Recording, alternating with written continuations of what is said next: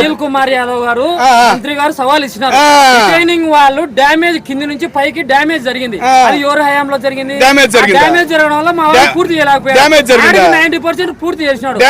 రాంబాబు గారు వచ్చి ఏముంది ఏమీ లేదు అన్నాడు. ఏముంది ఏమీ లేదు అన్నాడు. జగన్మోహన్ రెడ్డి ఏమి లేదు ఏమి లేదు అన్నాడు కదా. జగన్మోహన్ ఏమి లేదు అన్నాడు కదా. వచ్చి రాంబాబు గారు ఏం పోలవరం ఏంటంటే ఏముందో ఏమీ లేదు అన్నాడు. మరి చెప్పొచ్చుగా పగిలింది అంత డ్యామేజ్ అయ్యింది నీ గవర్నమెంట్ లో చెప్పొచ్చు. మంత్రులు ఏ గవర్నమెంట్ లో చెప్పాడు? ఏ గవర్నమెంట్ లో చెప్పాడు? పోలవరం ఎన్నిసార్లు గేట్లు కడిపినాడు ఎవరు? చంద్రబాబు నాయుడు పూర్తి చేశాడు. 70% పూర్తి చేశాడు. 2019లో వచ్చినది పూర్తి అయ్యేది. 21 కి పూర్తి అయ్యేది. 90% జగన్మోహన్ రెడ్డి 3 నెలల్లో చేశాడు కంప్లీట్. 90% ఎందుకు చేయలేకపోయినావు? 90% చేశాడా? 14 నుంచి 19 వరకు ఎందుకు చేయలేకపోయినావు? 90% చేశాడా? 90% 10% ఎందుకు చేయలేకపోయాడు? చేయలేకున్నారు. ఎందుకు చేయలేకపోయాడు? వీళ్ళంతా గ్రాఫిక్స్. ఎవరు గ్రాఫిక్స్? చంద్రబాబు నాయుడు అనే వ్యక్తి గ్రాఫిక్స్. చంద్రబాబు గ్రాఫిక్స్, జగన్ గారు కాదు. ఎందుకు కాదు? ఎందుకు కాదు? వెంకాయలు కొట్టడం గేట్లు పెట్టడం తప్ప ఏమి చేతకాదు. అదే మరి అవునన్నా ఆంధ్ర రాష్ట్ర ముఖ్యమంత్రికి మా కడపలో స్టీల్ ప్లాంట్ అన్నారు. ఒక ఆయన సీఎం రమేష్ అల్లం తిన్న అల్లుడు మాదిరి మహా ధర్నా చేసినాడు. ఒక స్టీల్ ప్లాంట్ ఒక ఇటుకన్నా పెట్టారా అప్పుడు 5 నెలల్లో. మళ్ళీ ఇప్పుడు వచ్చి రాయలసీమకు అది చేసాం ఇది చేసాం అంటున్నారు. ఎత్తిపోతల పథకం జగన్మోహన్ రెడ్డి గారు లిఫ్ట్ ఇరిగేషన్ 950 కోట్లు పెట్టి రాయలసీమకు నీళ్లు రావాలని ప్రాజెక్టు పూర్తి చేసే కట్అవుట్లు వేసుకుని 2 రోజులకి మళ్ళీ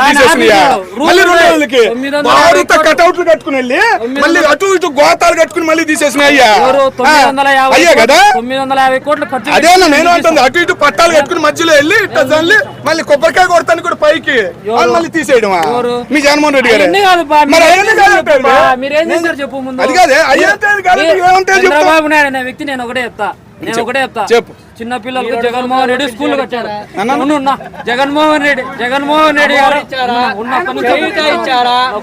డబ్బులు ఇచ్చారా? ఎంతమంది యూట్యూబర్లు ఉన్నారు? ఎవరికైనా నిరుద్యోగం వచ్చిందా? వీటికి సమాధానం చెప్పు. ఎవరికైనా చెప్పు.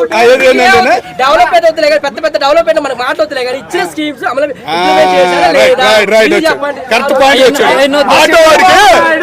నానబుడ్డి తప్ప అమ్మఒడి లేదు, తండ్రి ఒడి లేదు, మాకు నిరుద్యోగ వృత్తి లేదు.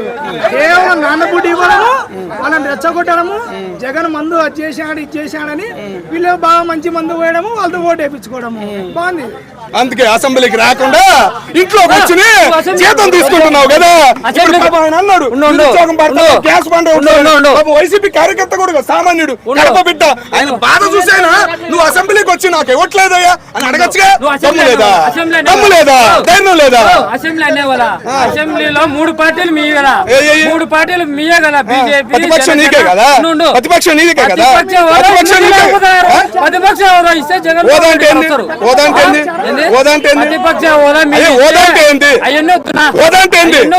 నేను చెప్తా. అదే జగన్మోహన్ రెడ్డి గారికి ఎప్పుడు వచ్చిందో కూడా తెలియదు.